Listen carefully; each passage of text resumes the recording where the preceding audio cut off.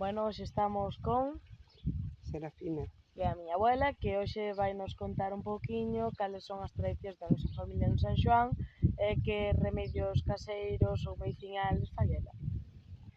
Bueno, pois o 23 de junio, que é o día de San Xoán, solíamos poñer unhas flores dun árbol que nós chamábamos de canaleiro, e puñémolas no balcón, na entrada da porta, porque decían que si se puña esa flor ese día, que non viña o sapo a comer o caldo, que non tiña por onde entrar, co sentir a flor que se espantaba que escapaba. E agora, pois, po outro día, que era 24, solíamos as flores esas que poñíamos no balcón e na porta, collíamolas a mañá antes de nacer o sol e botábamolas en auga para lavar a cara e as mans con ela, que decían que incluso era moi boa para a vista. O lavarse tiña que ser antes de botalas na auga antes de que nacera o sol. Curioso, non? Sí, sí. Pois é algún remedio así caseiro, medicinal que fixeras ti ou que che fixeron algunha vez os teus pais cando eras pequena? Pois eu cando era pequena tuven moita tos, que lle chamaban a tos ferina. E os meus pais dicíame que o meu pai me levaba todos os días hasta o monte, que había moitos pinos no monte, para que tomara aqueles aires. Decían que aqueles aires dos pinos que eran bons para a tos ferina. Foiche mellor.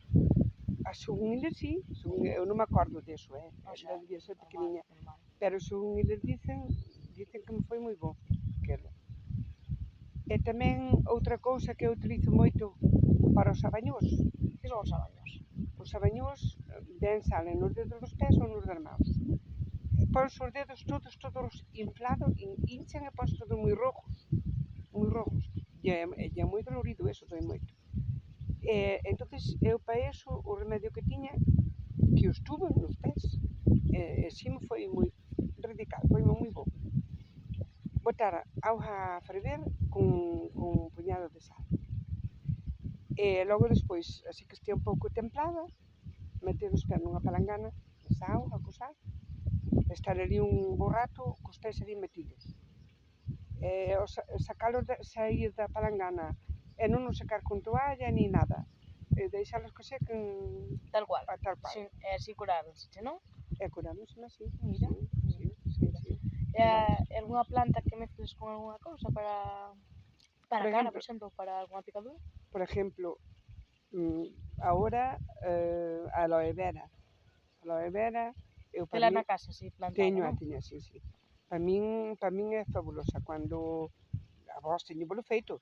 É verdade. É verdade que cando pica unha avispa, Claro, teño feito e vai ben, non? Sí. Cando pica un mosquito, cando pica unha avispa, cualquier cousa, os sae unha heridiña nos labios, que a veces saen unhas heridas ou en cualquier sitio, é moi boa a aloe vera. Sí, porque din que ten moitas Propiedades. sí, moitas Sí, a aloe propiedades vera naturais. sí. E tamén para a caída do pelo dicen que tamén é moi boa a auga das ortigas. Mira. A auga das ortigas, tamén ferver auga con ortigas, e logo despois lavar a cabeza con esa auga, desde que está fría, e din que é moi boa para a caída do pelo. E que me contarás da auga co eucalipto? Eso buenísimo para cando estás no inverno moi atascado. Témolo feito tamén aquí na casa, Sí, pero o que me acordo tamén é que pos cebola cando de noite con plato. Tamén. O eucalipto férvese, e logo despois, sabes como facíamos? Sí. Como facemos? A toalla. Cunha toalla pola cara, pos auga na palangana, pos así a cabeza para ali, tapaste cunha toalla que non salga vapor ningún, e aspiras aqueles vapores e son buenísimos para desatascar. Igual corta a cebola de noite, E un platillo cortado. a cebola, sabes que a recortamos de noite, queda na habitación na mesilla, nun platiño, e tamén de noite ao dormir Axúdache a descansar mellor. respirar eso, pois é moi bo, é moi bo. Sí. Ferver as follas do laurel?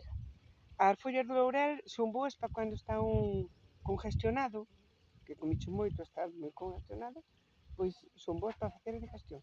Mira que curioso. Sí. E tamén é boa unha erva que lle chaman erva luisa. Sí. Tamén é boa para para a Esa congestión, pas infusións. para de infusión, sin infusión. Esa tamén a tiña unha horta. Sí. Bueno, Sí. pois moitas gracias. Venga, de nada, cariño.